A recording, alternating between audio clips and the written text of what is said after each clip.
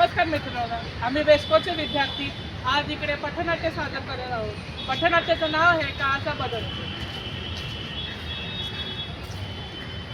अरे आपणास माहिती आहे का, गावातल्या लोकांना काही ना थारा नसतो. अगं असं काही नाहीये ग, थारा असतो पण ते ना आर्किटेक्टच बनत नाही. हे बघा, तुम्हाला आता जे बोलायचं ते बोला. एक दिवस मी तुम्हाला दाखवून देईन मी काय करू शकतो ते. कळालं ना? बघू बरं का बघू. हवेत मारलेला बाण आहे ना हवेतच राहतो, निशाणा नाही लागत. का रे कशाला शंका त्यांना? हे बघ विशाल, असं काहीच नाही आहे.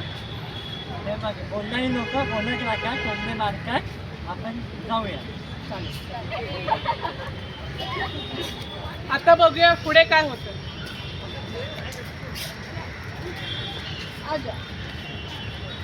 ईशान, हे बघ, हे माझं गाव आहे. इकडे मी लहानपणाचा मोठा झालो. इकडचे माणसं खूप प्रेमळ आहेत रे, खूप छान आहेत. मला या गावाचा विकास करायचा आहे रे, पण माझ्याकडे पैसे नाही आहेत.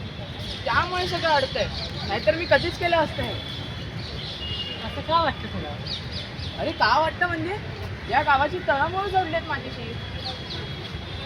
या गावाची तळमळ जोडलेत माझ्याशी, का नाही वाटणार? पण पण माझ्याकडे पैसे नाही आहेत. पैशाचाच काय तो प्रॉब्लेम. अरे मी एवढा लहान होतो जेव्हा माझे आई बाबा गेले. माझे बाबा या गावासाठी युद्ध करायचे. या गावाचं त्यांनी पालन पोषण केलं. पण एक दिवस ते लढाईत गेले रे, असं माझ्या बाबांचं प्रेत पडलेलं. बाबा बाबा उठा ना. आई आई अगं बाबा उठत का नाही? बाबा बाबा बाबा काय झालं बाबांना? बाबा बाबा माझ्यासाठी तरी उठा. बाबा हे कुठे घेऊन चाललात माझ्या बाबांना? बाबा बाबा बाबा अरे बाबा, त्याला येणं लागलं आहे का? उठ रे. पण मी त्या दिवशीपासून ठरवलं की मी हा विकास करूनच राहणार. या गावातल्या माणसांसाठी, या सगळ्यांसाठी मी उभा राहणार. नक्की नक्की विकास करणार. त्या दिवसापासून ही माझी जिद्दच झाली. पण पैसा रे, पैसा मला कमी पडतोय. नाहीतर मी हे गाव कधीच सुधरवलं असतं. सरपंच मानत नाही का? हो ना, सरपंच पण मानत नाही. काय करायचं, एकदा बोलून बघायचं का त्यांच्यासोबत? आपण बोलून बघूया. अरे नाही रे, पण चौथी खेप आहे रे ही त्यांच्याकडे जाईल. का बघून तरी बोलूया. बरं चल बोलून बोलू. विशाल आणि निखिल आता सरपंचाकडे जातात. बघूया आता तिथे काय होतं. सरपंच जरा काम होतं तुमच्याकडे. या विशाल साहेब, काय आज कसं काय आठवण काढली आमची? अहो माऊली, जरा काम होतं तुमच्याकडे. काय गाव काय रे? गाव थांबा जरा, आत्ताच आला आहात, जरा चहा टाकावं. नाही, चहा वगैरे राहू दे. आम्हाला फक्त एक महत्वाचं काम होतं आपल्या गावाचं. तुमची चौथी खेप आहे ही. आता काय काम? अहो आम्हाला गावाचा विकास करायचा आहे. हो, आपण जर गावाचा विकास केला तर गावाकडे पैसे येतील, गावाची नवनिर्मिती होईल, गाव सुधरेल आपलं. तुम्हाला अजून काय हवं आहे? विकास करायचा म्हटलं तर पैसे आलेच. पैशाचं टेन्शन तुम्ही घेऊ नका. यावेळेस मी माझ्या मित्राला घेऊन आलोय. याच्याकडे भरपूर पैसे आहेत आणि तो आपल्याला देणार सुद्धा आहे. अरे वा, तुम्ही तर तयारीतच आले आहात. म्हणजे म्हणजे काय सरपंच, यावेळेस काही खोटं नाही ना? जर तयारी झालीच आहे तर होऊ जाऊ द्या तयारी. चालेल जरूया आपण सिनियर.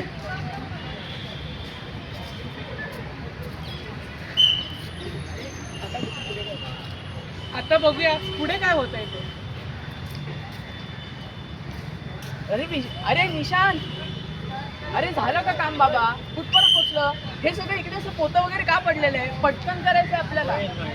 हां आणि ते गेस्ट येणार होते, सारिका आली का? सारिका बघितलं मी त्यांना. अच्छा ओके, चल आपण बघून येऊ जरा.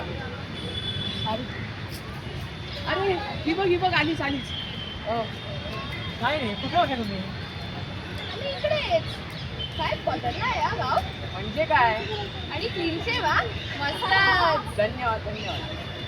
बाकी तुमचं कसं काय चालू आहे? आमचं चांगलं. पण हे तू होता कुठे इतक्या वर्षी? मी इकडेच माझ्या गावात माझ्या माणसांसोबत. आणि आणि नंतर माझा मित्र पण आला माझ्यासोबत, तोही आता मला साथ देतोय बरं का. अरे वा.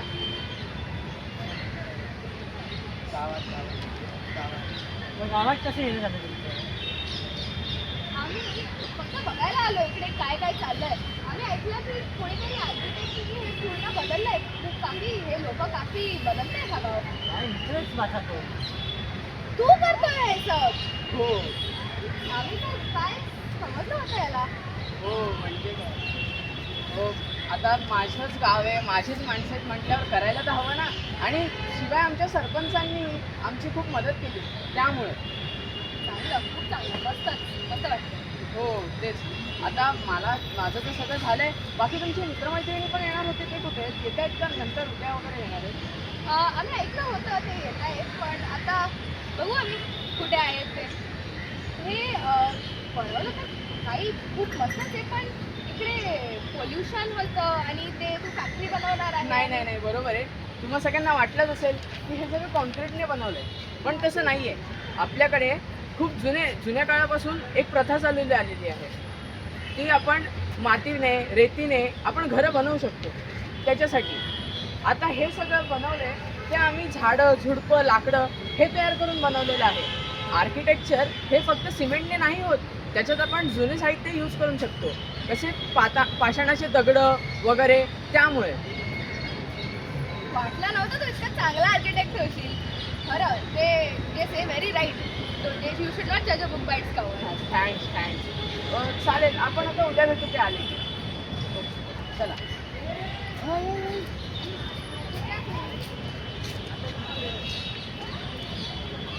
आता बघूया पुढे काय होतंय.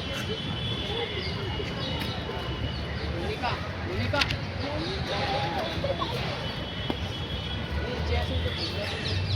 बघ, शेवटी कुत्र्याची शेपूट ती सरळ झाली ती झाली. तुम्ही उगाचच बोलत होता की कुत्र्याची शेपूट वाकडी की वाकडीच राहते. मी बोलली होती ना की हा आर्किटेक्ट बनणार म्हणजे बनणारच. अरे काय तुम्ही माझं कौतुक करताय. बघा ना, मी गाव केवढं सुंदर केलंय, छान केलंय. हो रे, खूप सुंदर गाव केलंय. एकदम काया पलटच करून टाकतात गावाचा. वाटतच नाही की आम्ही या गावात लहानाचे मोठे झालेले आहोत ते. खरंच तुझं जितकं कौतुक करावं ना तितकं कमीच आहे ईशान. धन्यवाद. पण हा माझ्या मित्रांनी मला भरपूर साथ दिली बरं का. काय मेहनत त्याचीच आहे. अरे मेहनत त्याची होती, पण पाठीशी तू होतास ना, मग होणारच ना.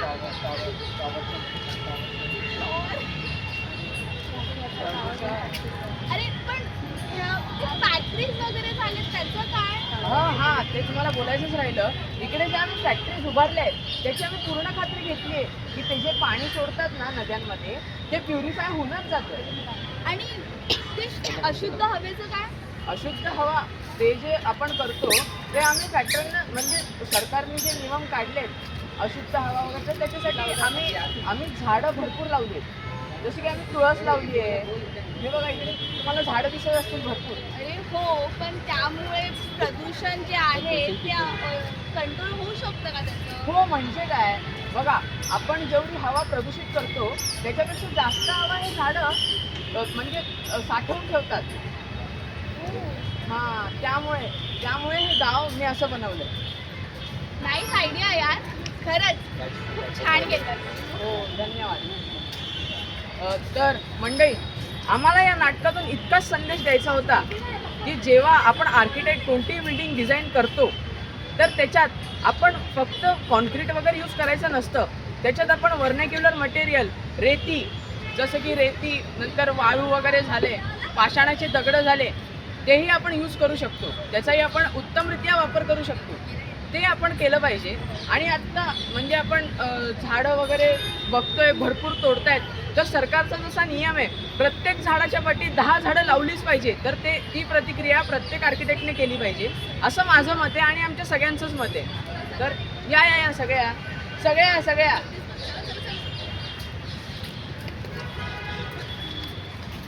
ही आमची पूर्ण टीम आहे वेस्कोची.